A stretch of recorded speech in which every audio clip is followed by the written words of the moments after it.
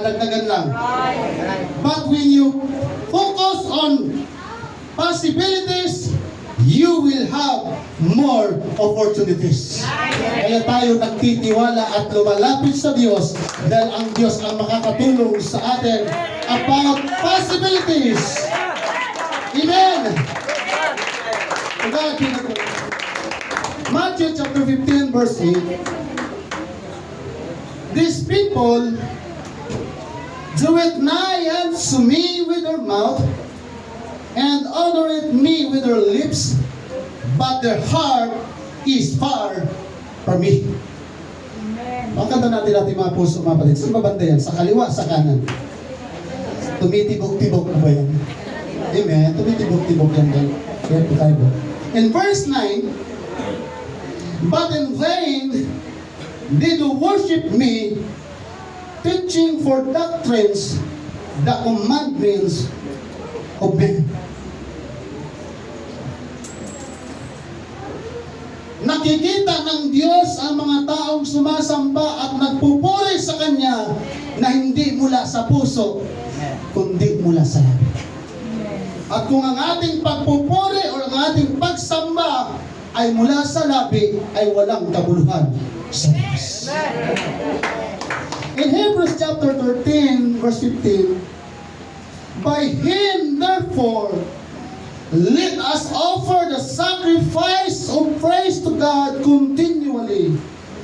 That is the fruit of our lips, giving thanks to His name. Huwag tayong pumayag, mga kapatid, na umuwi tayo, hindi tayo nananalangin at hindi nakapagpapasalamat sa kabutihan ng Diyos. Sino na po nakakain sa mga inasal? Di ba gusto natin doon because of unlimited rice? Minsan pag matagal bumalik yung tagadala, medyo, kung hindi lang ako yung PC, kung hindi lang ako Kristiyano masisigawan mo na, no? Masaya tayo sa unlimited rice. Yun lang naman talaga ang purpose doon, mga kapatid. Because of that unlimited rice. But in worshiping God, ayaw ng Diyos na pakunti-kunting worship.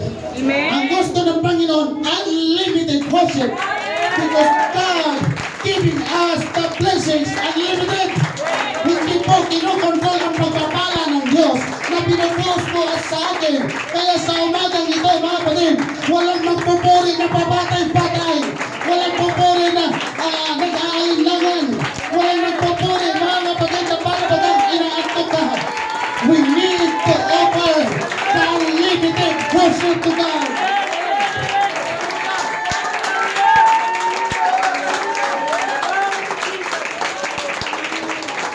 We love you, Jesus. Thank you, Lord, for your anointing, knowledge, and wisdom. Bless your people.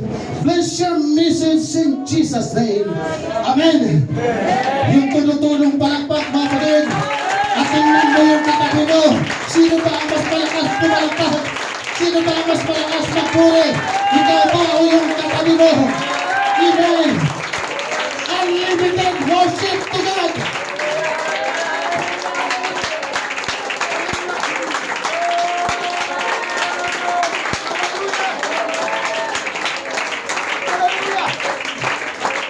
Let's be seated. Pag sinasabi pong unlimited, walang hangganan, walang limitasyon, di mabilang, hindi limitado. Don't be shy and don't hold back in praising and worshiping God. Don't be afraid to praise and worship God wholeheartedly. Huwag tayong matakot na pumalakpak.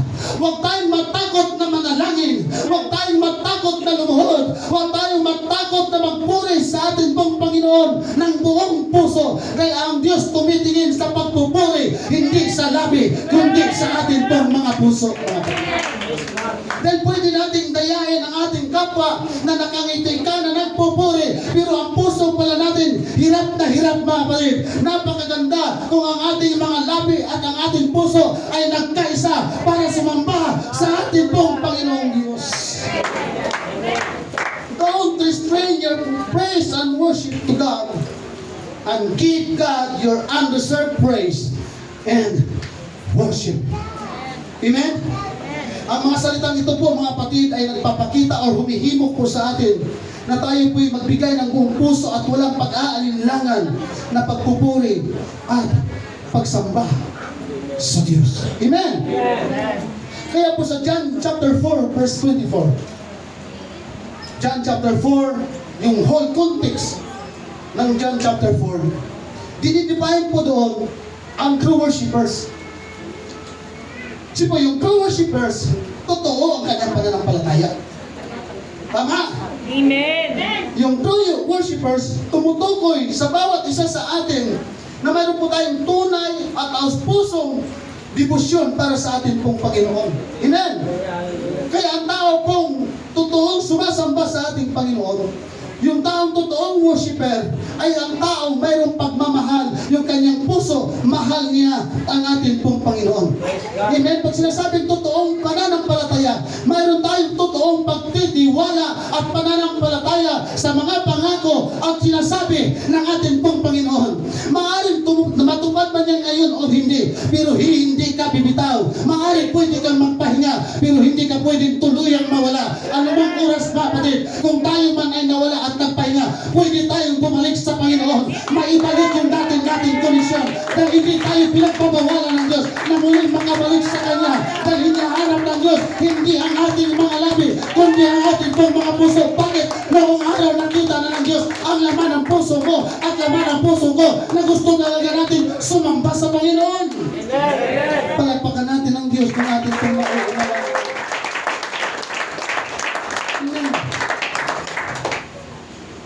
So we need to define the true worshipers and the true worship. Magkaiba po kasi yung true worshippers sa true worship. Pag true worshiper, ang tinutukoy dyan tao. Tayo. And then yung true worship, yung totoo nating sinasamba, nakilala natin kung sino siya. Hindi po kasi pwedeng totoo kang mananamba, pero ang sinasamba mo hindi totoo. Amen? Kasi kahit ano pong gagawin natin, kahit totoo tayong mananampalataya, pero yung Diyos na ating sinasamba ay hindi po totoo. Walang kwenta yung mga kapatid. Sayang lang ang ating pong mga oras. Kaya po yun ang nakita ng ating pong Panginoon. Iba dati ang ating pong pananampalataya. Nakitaan na tayo sa ating puso ng pananampalataya ng Panginoon. Pero nung makita niya na hindi totoong Diyos yung ating sinasamba, gumamit siya ng tao, gumamit siya ng mga anghel, gumamit siya ng mga teachers, ng mga pastors, ng mga apostles para tayo ay madala sa tunay na sinasamba, mga kapatid. Amen? Kaya pag nagkatugma at nagkatagpo yung true worshiper and then yung true worship, amen, ibang klase ang lugar na ito. Dumadugundong ang magpapuri. Bakit? Hindi ka maghihinayang na pumalakpak, hindi ka maghihinayang tumalon at sumayaw, dahil alam mo, totoo kang mananampalataya, totoo kang mananamba, at totoo rin yung Diyos na ating pong sinasamba.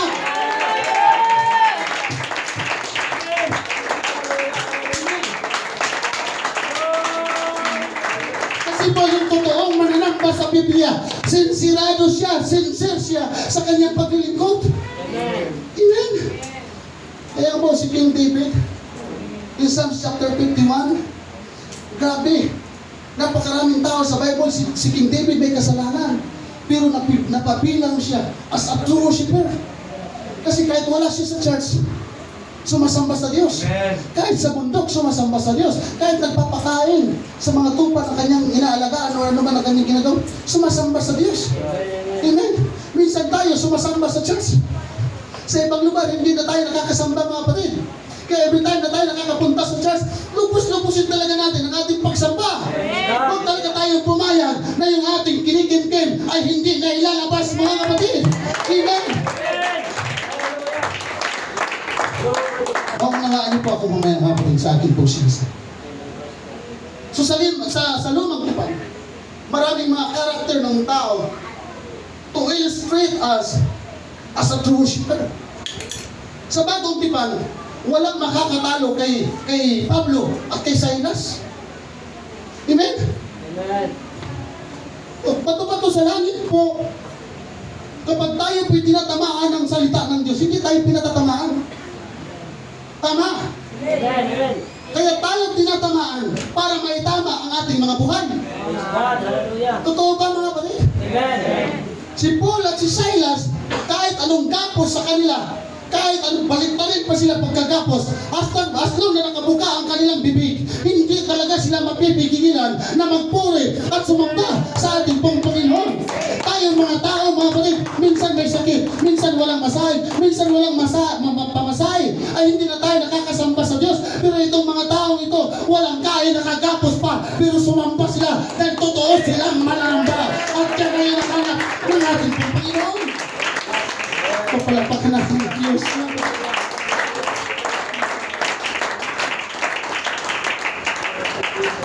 Sabi mo sa'yo katabi, kaya ka nga nandito. Kasi noon ka pa hinahanap ng Diyos.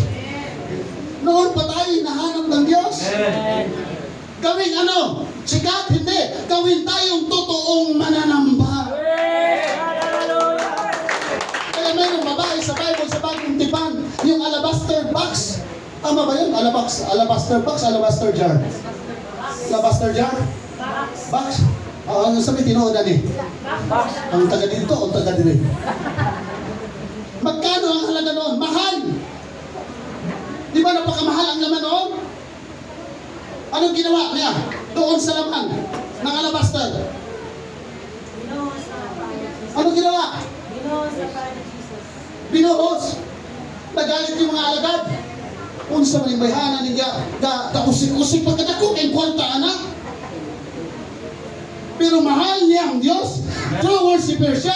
Wala siyang pakialam gaano kalaki ang kayamanan ang mawala sa kanya. Basta yung kayamanan na yun para sa Panginoon, ibibigay niya para sa Diyos. Dahil totoo siyang mananamba. Ito natin ang Panginoon, Martin. Amen. Oh, hallelujah. At isa pa dyan, na hindi natin kayang talunin, si Abraham. Handa siyang pumatay ng anak para lang sa Diyos. Tayo mga kapatid, handa tayong mawala ng Diyos para sa anak. Pero hindi na ngayon.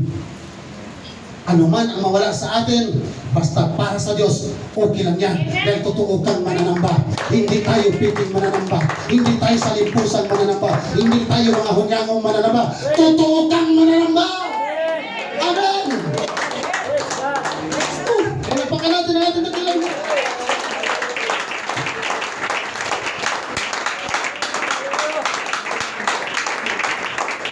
Praise God! God be the glory.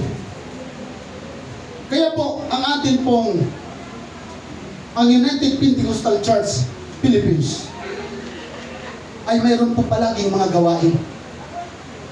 LM, AMD, youth, mga kids, nakakapagod po yan. Iba-ibang lugar kasi hindi man tayo magkasya dito.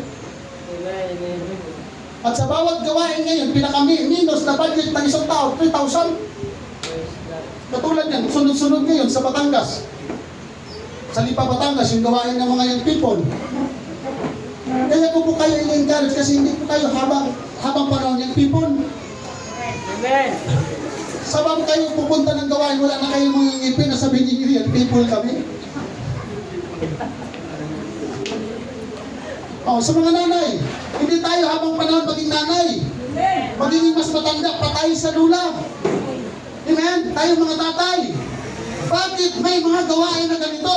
Kailangan ng pera, napapagod tayo, kailangan ng sasakyan. Pero bakit tayo nagpa-participate? Bakit tayo umaaten? Dahil totoong mananamba ka, mga kapatid. At ang gawain ng totoong mananamba, naging masaya at excited na tumalon sa gawain ng ating pong Panginoon. Sabi nga ni Sister Chuck kanina, napakapalad natin, we are a steward. Amen? Tuloy mo gawin tayong katiwala ng Diyos.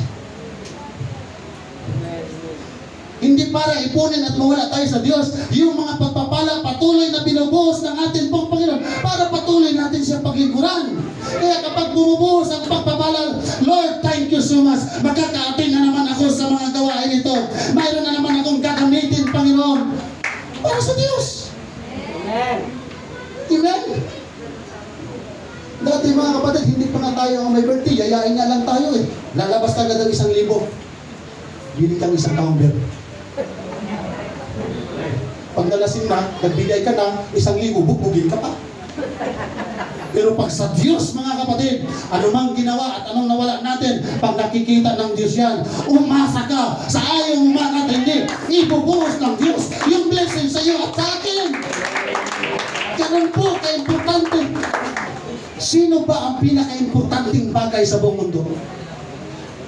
Tell me, brethren, sino ang pinaka-importanting bagay sa buong mundo? Di ba wala nang tatalo sa Diyos? Sa lahat ng gawain, nandoon ang Diyos, wala. Tama? Ang Diyos, kapag pumunta ka ng swimming pool, ang Diyos nasa swimming pool. Sabi ng Bible, God is omnipresent, omniscient, and omnipotent. Walang lugar na wala ang Diyos. Pero hindi lahat ng tao sa lahat ng lugar nakakaramdam ng presensya ng Diyos. Ang nakakaramdam lang, yung lugar na mayroong mga totoong mananampalataya na sumasamba at nagpupuri sa Diyos.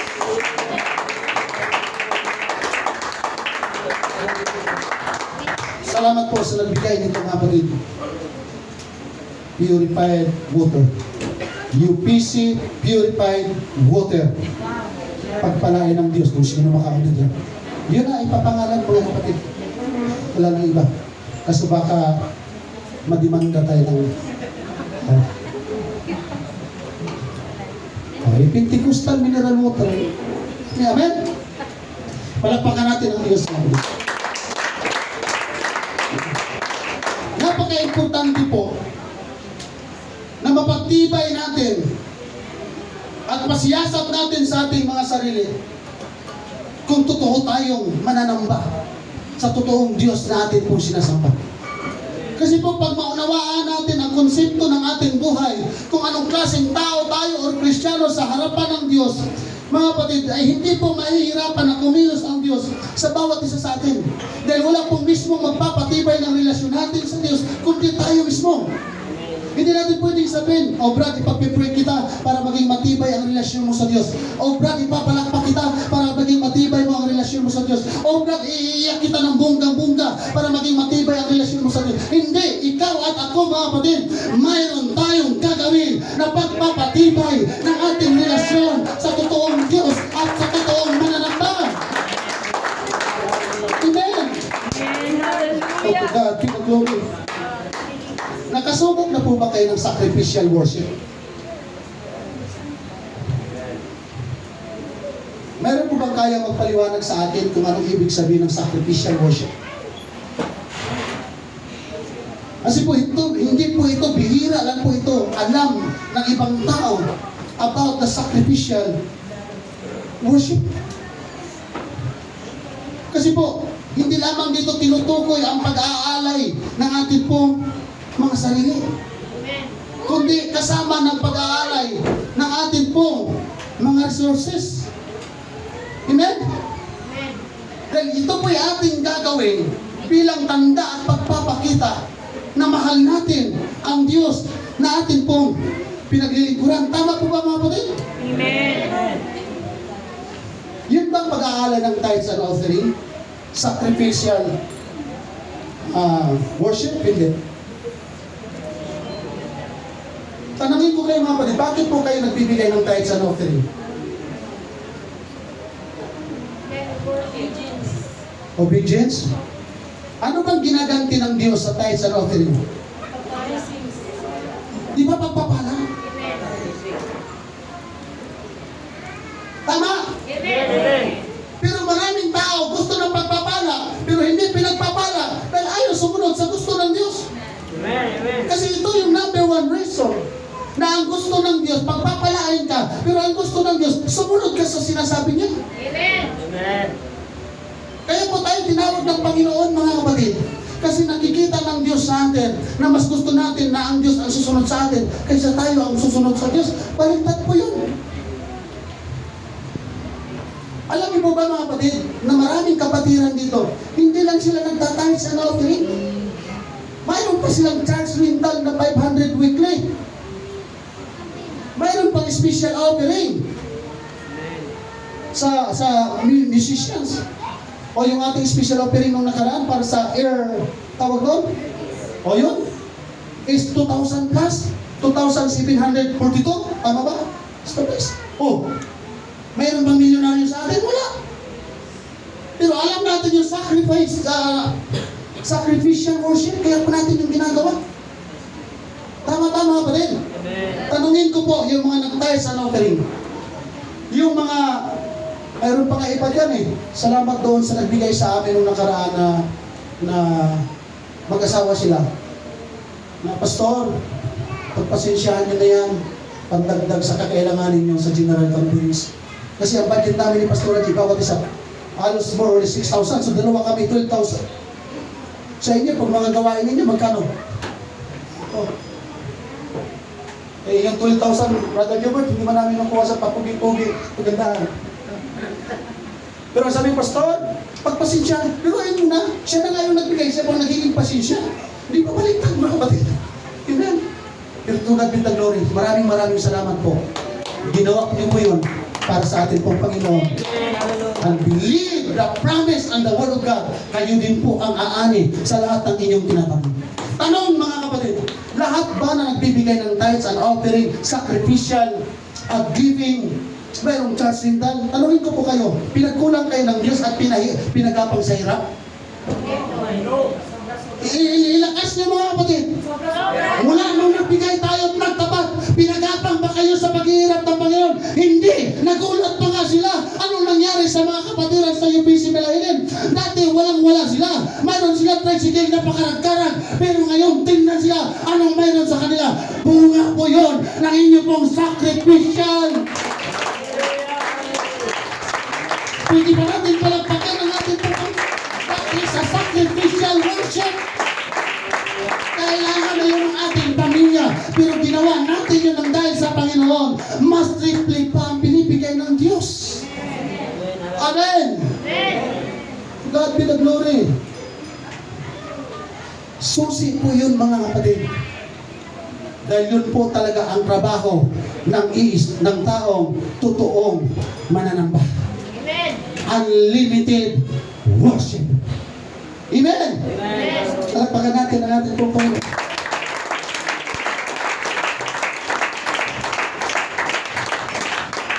Hallelujah. At hindi lang po nagtatapos doon. Ang totoong mananamba ay dapat marunong manalangin. Amen? Praise the Lord. Lahat tayo nagkakamali. Pastor nga mga kapatid, nababackslide. Yun pa kayang hindi pastor? Amen? Pero as long na may buhay tayo, as long na may buhay, may problema, may wala magdungan, murag nakatanaw ko po sa akin natanaw. Hindi ko na itutuloy mga kapatid, napanood niyo pa. Palakpakan natin ang Diyos. Napakasaya maglingkod. Napakasarap po na ialay natin ang ating buong sarili, ang ating buong puso sa pagsamba natin sa ating pong nagdilang. Amen. Sabihin mo sa iyong katabi, mahal na mahal ka ng Diyos. Mahal na mahal ka ako ng Diyos. Ha? Mahal na mahal ako ng Diyos. Kaya sasamba ako, magpupuri ako, mananalangin ako, maglilingkod ako, magtatapat ako, magtitiis ako, kahit nahihirapan ako, kahit nasasaktan ako, pero mahal ako ng Diyos, sasamba ako sa Kanya without limit, but unlimited worship to the Lord.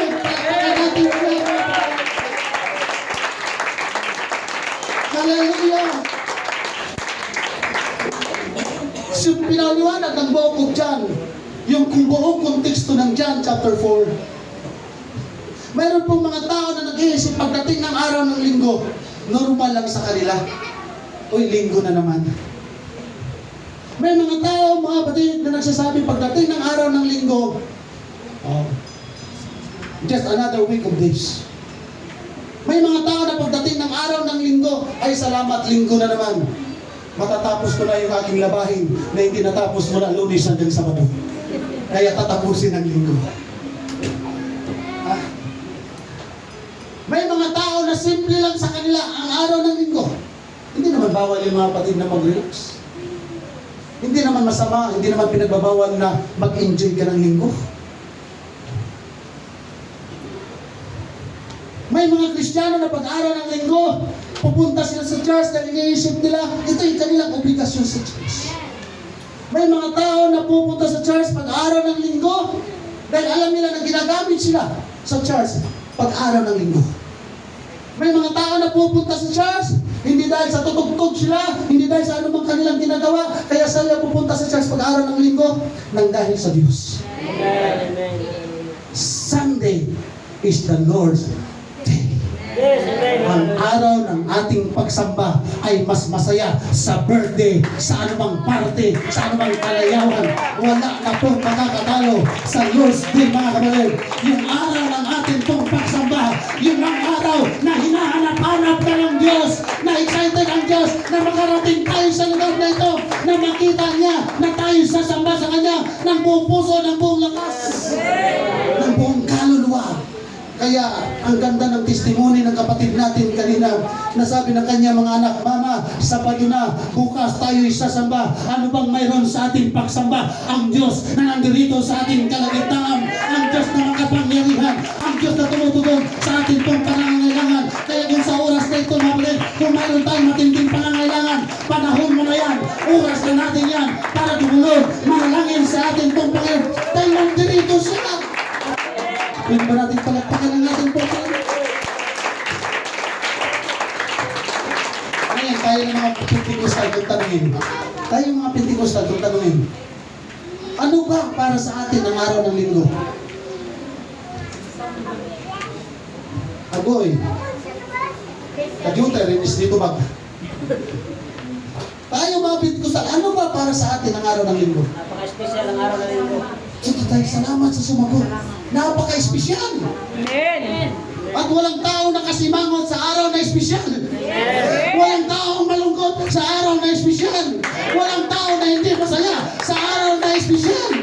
Di ba ang sabi nga natin, maging masaya ka dahil espesyal yung araw nito. Dahil birthday mo, espesyal yung araw nito. Dahil kasama natin ang Panginoon. Pwede ba natin palakpakan? Kaya natin ginutong ka, overhead mga kapatid.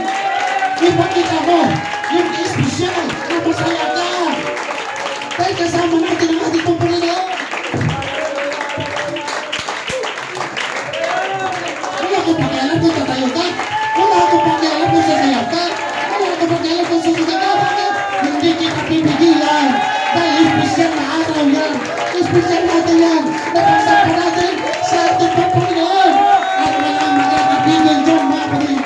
Dati tayong masama. Pinagpala tayo ng ating pong Panginoon. Amen. Ikaw pinag-aral. Yan po ang konteksto ng John chapter 4. Sabi doon, bakit si Jesus Christ kailangan pumunta ng Samaria? Sa John chapter 4, bakit siya pumunta ng Samaria? Ibawal na pumunta ang mga Hudyo at Samaritano. Dahil mayroong diskriminasyon.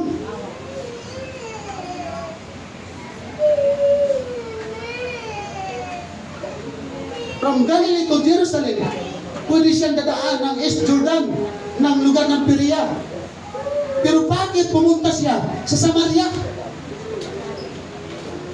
Ano ba nakita niya sa mga waray? Ano ba nakita niya sa mga taga-Samar?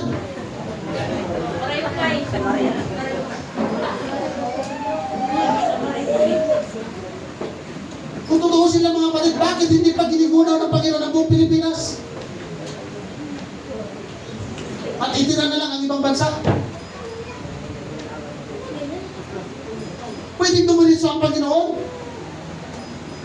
From Jerusalem to Galilee na hindi siya dadaan ng Samaria? Pero bakit dumaan siya ng Samaria? Dahil mayroong babae na mag-iigib sa tubig. At yung babaeng mag-iigib ng tubig ay totoong mananampalataya. Ang problema, hindi totoo yung Diyos na kanyang sinasamba. Kaya pumunta sa kanya ang Panginoon para magpakilala siya na yung Misayang hinahanap mo, ako na yun. Kaya nung makilala niya ang ating pong Panginoong Jesucristo, puso. Masaya siyang umuwi sa Samaria at pinakilala kung sino yung kanya nakilala sa balon. Yung Diyos na makapangyarihan sa lahat. Amen.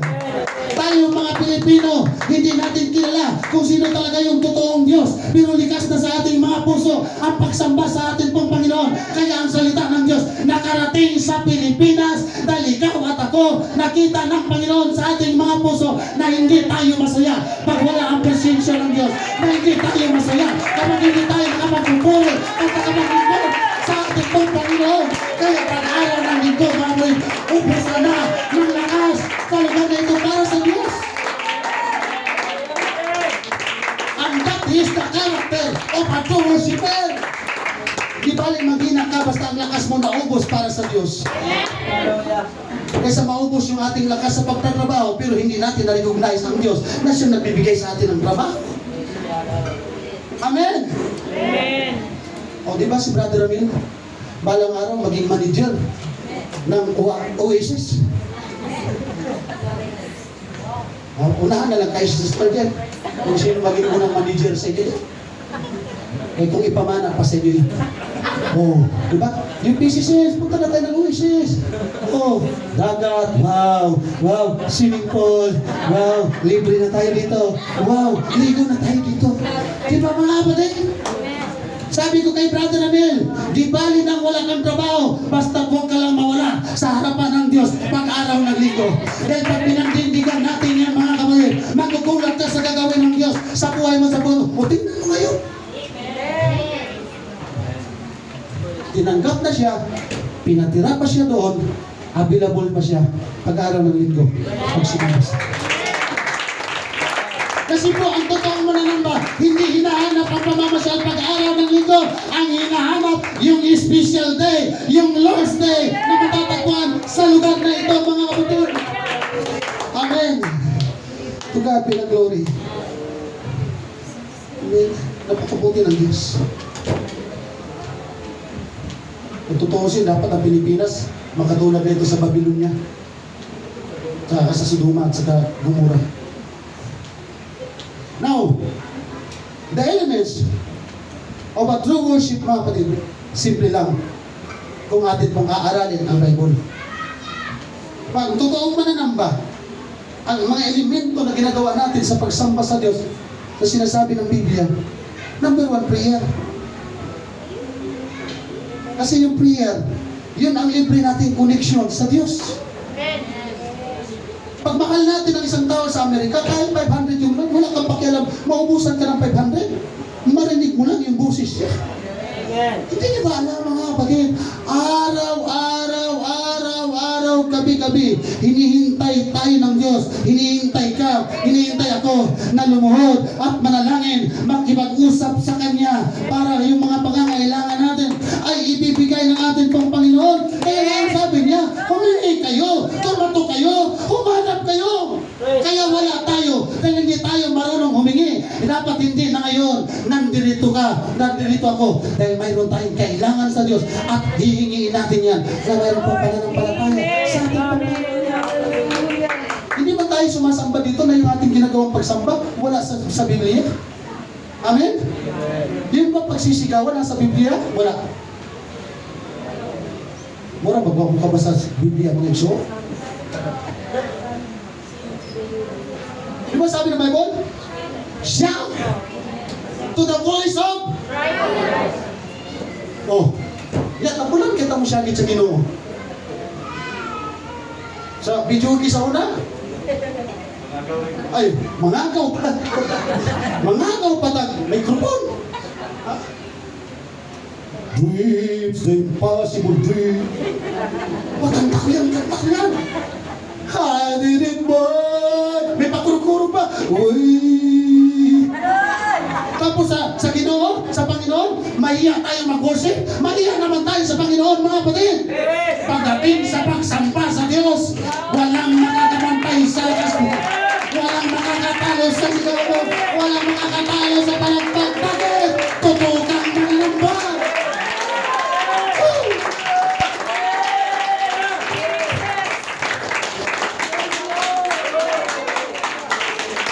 Yung totoong worshiper, unlimited ng worship sa Panginoon. Bakit? Kilala niya kung sino yung Diyos na kanyang sinasamba. Nang sinasabi ng Biblia, I am the Alpha and the Omega, the beginning and the end, na siyang darating, na walang iba kundi ang ating Panginoong Hesukristo, na sinasabi ng Biblia na wala ng Diyos maliban sa ating pong Panginoong Hesukristo. Siya yung pumarito at bumalik at muling babalik. Tama ba mga kapatid? Yung Diyos na ating sinasamba, walang katulad, walang kapares, walang kakulay. Ang Diyos natin dati, may matangkad, may maigsi, may mataba, medyo may payat, may malaking tiyan, medyo nag-gym, may mahabang buhok, may panot. Hindi maintindihan kung anong kanyang kulay, anong kanyang porma. Kaya sa John chapter 4, pinaliwanag ng Panginoon. Kaya ako nandirito, hinahanap ko yung totoong mananamba para magpakilala yung totoong sinasamba. Na hindi ako yung nasasabit sa kahoy, na hindi ako yung nasasabit sa sasakyan, na hindi ako yung nilalagay sa katawan. Ang hinahanap ng Diyos, kahit wala kang nakikitang kulay o anyo, pag pumikit ka lang at maniwala ka na sinasabi ng Bible, 2 o 3 na nagkakatipon sa pangalan ng Panginoon, nandito siya sa ating kalagatan. Walang anyo, walang physical tayo nakikita, pero nararamdaman natin siya, nararamdaman natin yung kanyang anointing.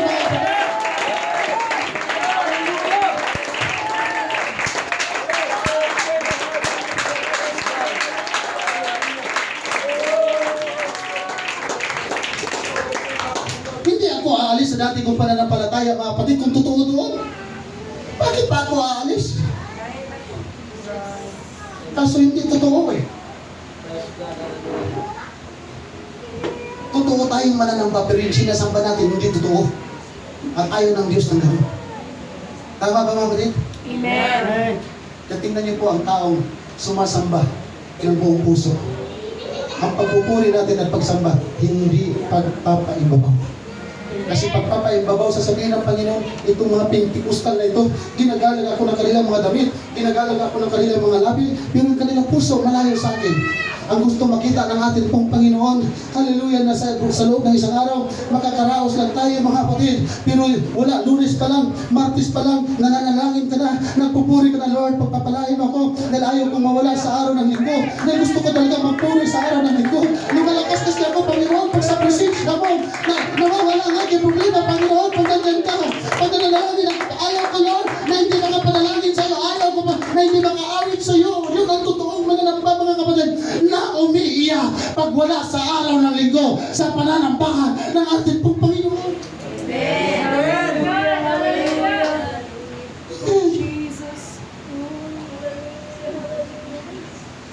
Ito yung tama. Kaya tayo tinatama ng Panginoon. Kasi nandito na tayo sa tama at hindi tayo tumama, mga kapatid, may tama tayo. Tama pa ba yung sinasabi ko?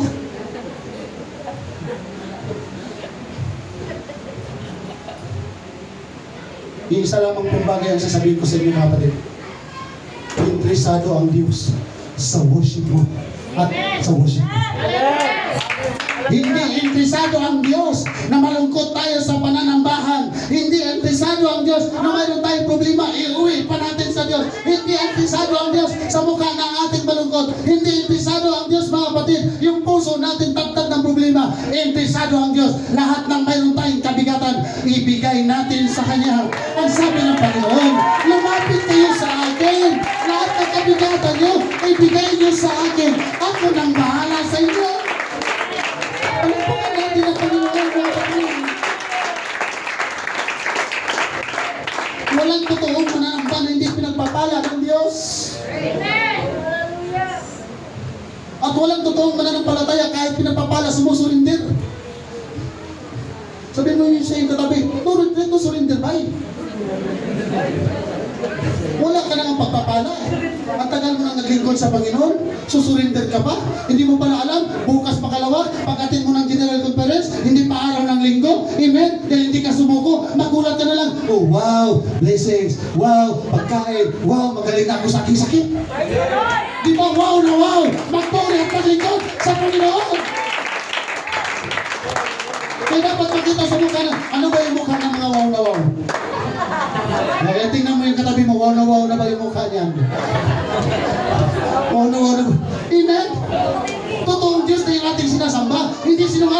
natin sinusamba? Hindi ba tayo masaya? Nasa presensya tayo ng ating pong Panginoon. Ang totoong mananamba ay gagawa ng bagay to exalt the name of the God. Yan po ang hinahanap ng totoong mananamba. Kaya lately mga kapatid, minsan may Sunday school, may revival. Sabi nga ni Sister Chat sa worship leader, nararanasan sila sa Hong Kong. Wala nang preaching. Revival na. Bakit?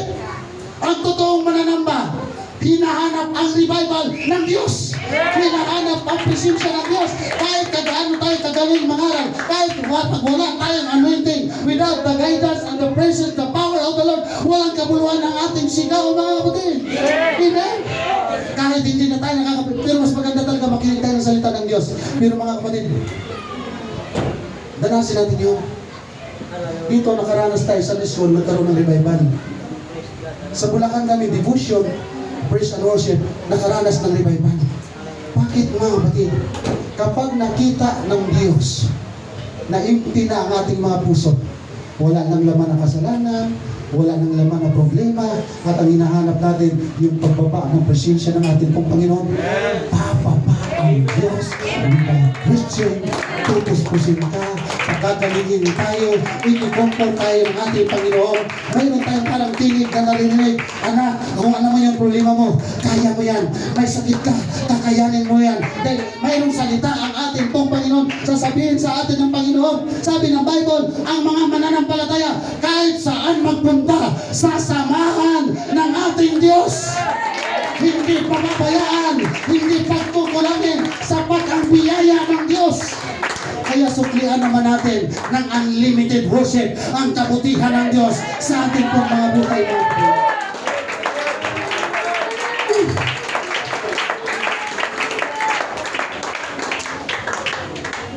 Hindi yung, nagsimpa pa ako. Buti pa naglaban na lang ako, may nagawa pa ako. Buti pa nag-overtime na lang ako, may double pa ako. Nawala tuloy yung aking, nalagay ko pa tuloy sa offering, hindi pa naman pwede bawiin na.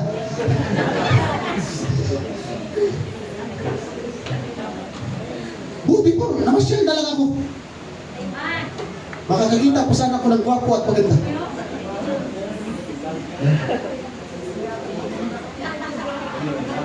Buti na lang, natulog pa ako. May napala na sana ako. Buti pa nagsugal na sana ako.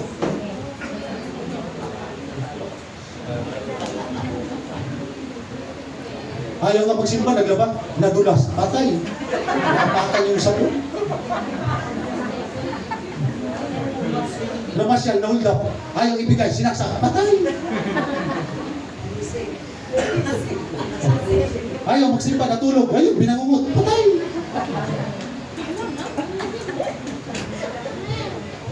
Sabay ko lahat. Buti ka pa, Brad. Buti ka pa, sis, nakapagsamba.